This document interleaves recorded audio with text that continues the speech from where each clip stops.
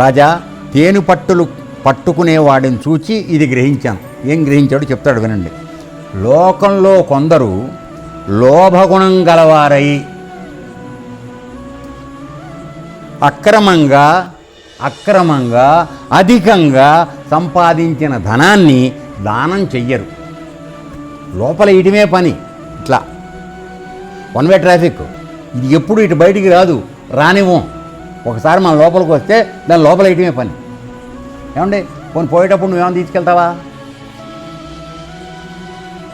నీ దగ్గర బాగా ఇంట్లో దాచావు అన్ని నోట్ల కట్టలు, ఓ బండిడు, అవి వేసి నిన్ను కాల్పించడానికి మీ పిల్లలు ఒప్పుకుంటారా? పోయినోడు ఎటకబడి దరిద్రం వదిలింది, నోట్లు ఎందుకు దండ చేస్తావు, మేము వాడుకుంటాం అంటారు. ఈ జ్ఞానం నీకు ఉండాలి కదా. నీకంటే నేను వ్యక్తిని కాదు, ఆ డబ్బు దాచుకున్న వాడికి ఉండాలి ఆ జ్ఞానం. ఇది నా వెనకాల రాదు, నేను వచ్చేటప్పుడు ఏం తేలేదు, పోయేటప్పుడు ఏం రాదు. కాబట్టి ఈ మధ్యలో దాని గురించి ఎందుకు నేను దాచిపెట్టాలి? నువ్వు దాస్తున్నావు అంటే అర్థం ఎవడికో చెందాల్సింది నువ్వు తోచేసినట్టే కదా. లేకపోతే నీ ఊరికే వస్తుందా? నువ్వు 10 ఏళ్ళలోనూ కోటీశ్వరుడు ఎట్ట అయిపోతావండి? ఒకసారి చెప్పండి, నాకు తెలియకడతాను. మోసం, నువ్వు ఎంత ఎక్కువగా మోసం చేస్తే అంత తొందరగా కోటీశ్వరుడు.